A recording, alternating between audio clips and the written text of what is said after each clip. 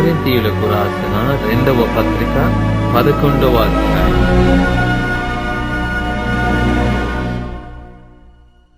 కొంచెం వివేకముగా నేను మాట్లాడినను మీరు సహింపవలనని కోరుచున్నాను.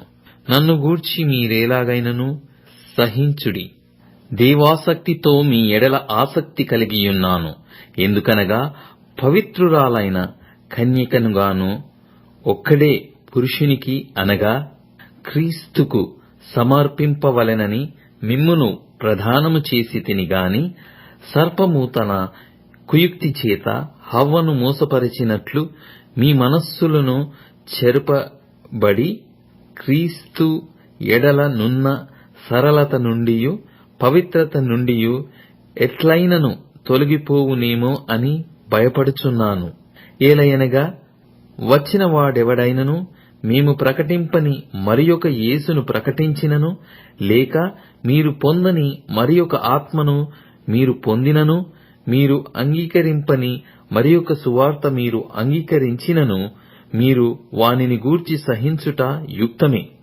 నేనైతే మిక్కిలి శ్రేష్ఠులైన ఈ అపోస్తలుల కంటే లేశమాత్రమును తక్కువవాడను కానని తలంచుకొనుచున్నాను. మాటల యందు నేను నేర్పు లేనివాడనైనను, జ్ఞానమందు నేర్పు లేనివాడను కాను. ప్రతి సంగతిలోనూ అందరి మధ్యను మీ నిమిత్తము మేము ఆ జ్ఞానమును కనపర్చియున్నాము. మిమ్మును హెచ్చరింపవలెనని మీకు దేవుని సువార్తను ఉచితముగా ప్రకటించుచు నన్ను నేనే తగ్గించుకొనినందున పాపము చేసి తినా? మీకు పరిచర్య చేయుటకై నేనితర సంఘముల వలన జీతము పుచ్చుకొని వారి ధనము దొంగిలిన వాడనైతిని. మరియు నేను మీ యొద్దనున్నప్పుడు నాకక్కర కలిగియుండగా నేనెవని మీదనూ భారము మోపలేదు. మసిదోనియా నుండి సహోదరులు వచ్చి నా అక్కర తీర్చిరి. ప్రతి విషయములోనూ నేను మీకు భారముగా ఉండకుండా జాగ్రత్త పడితిని. ఇక ముందుకును జాగ్రత్త పడుదును. క్రీస్తు సత్యము నా యందు ఉండుట వలన అకయ ప్రాంతముల యందు నేనిలాగు అతిశయపడకుండా నన్ను ఆటంకపరచుటకు ఎవరి తరము కాదు. ఎందువలన నేను మిమ్మును ప్రేమింపనందువలననా దేవునికి తెలియను. అతిశయ కారణము వెదకువారు ఏ విషయములో అతిశయించుచున్నారో ఆ విషయములో వారును మావలనే యున్నారని కనబడు నిమిత్తము వారికి కారణము దొరకకుండా కొట్టివేయుటకు నేను చేయుచున్న ప్రకారమే ఇక ముందుకును చేతును. ఏలయనగా అట్టి వారు క్రీస్తు యొక్క అపోస్తలుల వేషము ధరించుకొనువారయ్యుండి దొంగ అపోస్తలులను మోసగాండ్రగు పనివారునయ్యున్నారు. ఇది ఆశ్చర్యము కాదు. సాతాను తానే వెలుగుదూత వేషము ధరించుకొనుచున్నాడు గనుక వాని పరిచారకులను నీతి పరిచారకుల వేషము ధరించుకొనుట గొప్ప సంగతి కాదు. వారి క్రియల చొప్పున వారికంతము కలుగును. నేను అవివేకినని ఎవడునూ తలంచవద్దని మరల చెప్పుచున్నాను. అట్లు తలంచిన ఎడల నేను కొంచెము అతిశయపడునట్లు నన్ను అవివేకినైనట్టుగానే నేర్చుకొనుడి. నేను చెప్పుచున్నది ప్రభువు మాట ప్రకారము చెప్పుటలేదు గాని ఇట్లు అతిశయపడుటకు ఆధారము కలిగి అవివేకి వలె చెప్పుచున్నాను. అనేకులు శరీర విషయములో అతిశయపడుచున్నారు గనుక నేనును అలాగే అతిశయపడుదును. మీరు వివేకులయ్యుండి సంతోషముతో అవివేకులను సహించుచున్నారు. ఒకడు దాస్యమునకు లోపర్చినను, ఒకడు మిమ్ము మృంగివేసినను, ఒకడు మిమ్ము వశపర్చుకొనినను, ఒకడు తన్ను గొప్ప చేసుకొనినను, ఒకడు ముఖము మీద మిమ్మును కొట్టినను మీరు సహించుచున్నారు. మేము బలహీనులమై ఉన్నట్టు అవమానముగా మాటలాడుచున్నాను.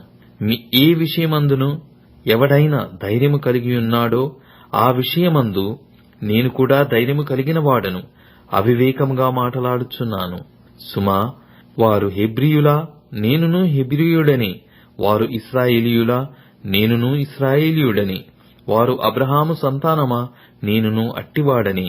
వారు క్రీస్తు పరిచారకులా? వెర్రివాని వలె మాటలాడుచున్నాను. నేనును మరి ఎక్కువగా క్రీస్తు పరిచారకుడను.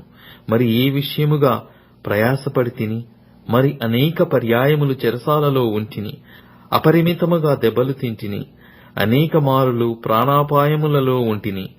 యూదుల చేత 5 మారులు ఒకటి తక్కువ 40 దెబ్బలు తింటిని. 3 మారు బెత్తములతో కొట్టబడి తిని, ఒకసారి రాళ్లతో కొట్టబడి తిని, 3 మారు ఓడ పగిలి శ్రమపడి తిని, ఒక రాత్రింబగళ్ళు సముద్రములో గడిపి తిని, అనేక పర్యాయములు ప్రయాణములలోనూ, నదుల వలనైన ఆపదలలోనూ, దొంగల వలనైన ఆపదలలోనూ, నా స్వజనుల వలనైన ఆపదలలోనూ, అన్యజనుల వలనైన ఆపదలలోనూ, పట్టణములో ఆపదలలోనూ, అరణ్యములో ఆపదలలోనూ, సముద్రములో ఆపదలలోనూ, కపట సహోదరుల వలని ఆపదలలోనూ ఉంటిని. ప్రయాసముతోనూ కష్టముతోనూ, తరచుగా జాగరణములతోనూ, ఆకలి దప్పులతోనూ, తరచుగా ఉపవాసములతోనూ, చలితోనూ, దిగంబరత్వముతోనూ ఉంటిని. ఇంకను చెప్పవలసినవి అనేకములున్నవి. ఇవియునుగాక సంఘములన్నిటిని గూర్చిన చింతయు కలదు. ఈ భారము దినదినమును నాకు కలుగుచున్నది. ఎవడైనను బలహీనుడాయనా, నేనును బలహీనుడను కానా? ఎవడైనను తొట్రుపడినా నాకును మంట కలుగదా? అతిశయపడవలసి ఉంటే నేను నా బలహీనత విషయమై సంగతులను గూర్చియే అతిశయపడుదును. నేనబద్ధమాడుట లేదని నిరంతరము స్తుతింపబడుచున్న మన ప్రభువగు యేసు యొక్క తండ్రి అయిన దేవుడు ఎరుగును. దమస్కులో అరెత అను రాజు క్రింద ఉన్న అధిపతి నన్ను పట్టగోరి కావలియుంచి దమస్కీయుల పట్టణములను భద్రము చేసెను. అప్పుడు నేను కిటికీ గుండా గోడ మీది నుండి గంపలో దింపబడి అతని చేతిలో నుండి తప్పించుకొని పోతిని.